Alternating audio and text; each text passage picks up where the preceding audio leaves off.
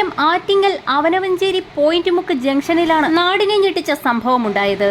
പട്ടാപ്പകൽ ചന്തയിൽ നിന്നും സാധനങ്ങൾ വാങ്ങി വീട്ടിലേക്ക് നടന്നുപോയ മോളി എന്ന 54-കാരിയുടെ അടുത്തേക്ക് ഒരു ആഡംബര കാർ വന്നു നിൽക്കുന്നു. ശേഷം കാറിൽ നിന്നും ഒരു യുവതി പുറത്തിറങ്ങി ആറ്റിങ്ങലിലേക്ക് പോകുന്ന വഴി അന്വേഷിക്കുന്നു. വഴി പറഞ്ഞു കൊടുക്കുന്നതിനായി മോളി വാ തുറന്നത് മാത്രമേ ഓർമ്മയുള്ളൂ.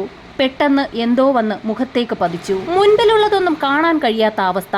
ആരോ കഴുത്തിൽ പിടിക്കുന്നതായി തോന്നി. പിന്നീട് മുഖവും ശരീരവും ആസകലം നീറാൻ തുടങ്ങി. മോളിയുടെ നിലവിളി ശബ്ദം കേട്ട് നാട്ടുകാർ ഓടിയെത്തിയപ്പോഴേക്കും ആഡംബരക്കാർ യുവതിയും അപ്രത്യക്ഷമായി. പോലീസ് എത്തി അന്വേഷണം ആരംഭിച്ചപ്പോഴാണ് ഞെട്ടിക്കുന്ന സംഭവങ്ങൾ പുറത്തു വന്നത്.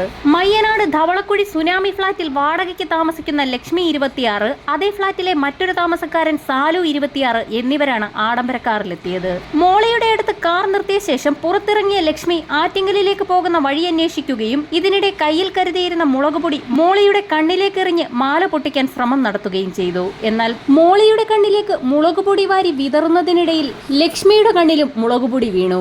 ഇതിനാൽ മാല പൊട്ടിക്കാൻ കഴിഞ്ഞില്ല. നിലവിളി ശബ്ദം കേട്ട് നാട്ടുകാർ ഓടിയെത്തിയപ്പോഴേക്കും ലക്ഷ്മി കാറിൽ കയറി ഉടൻ തന്നെ ആറ്റിങ്ങൽ ഭാഗത്തേക്ക് ഓടിച്ചുപോയി. പരാതി ലഭിച്ചതിനെ തുടർന്ന് പോലീസ് പ്രദേശത്തെ CCTV ദൃശ്യങ്ങൾ ശേഖരിച്ച് കാർ തിരിച്ചറിഞ്ഞു. തുടർന്ന് നടത്തിയ അന്വേഷണത്തിൽ കാർ ഉടമയെ കണ്ടെത്തുകയും അയാളിൽ നിന്ന് പ്രതികളിലേക്ക് എത്തുകയുമായിരുന്നു. വഴി ചോദിക്കാനെന്ന വ്യാജേന കാറിലും ബൈക്കിലുമൊക്കെ എത്തി മാല പൊട്ടിക്കുന്ന സംഘം സംസ്ഥാനത്ത് വ്യാപകമാകുന്ന സാഹചര്യത്തിൽ പൊതുജനങ്ങൾ ജാഗ്രത പാലിക്കണമെന്ന് പോലീസ് മുന്നറിയിപ്പ് നൽകി.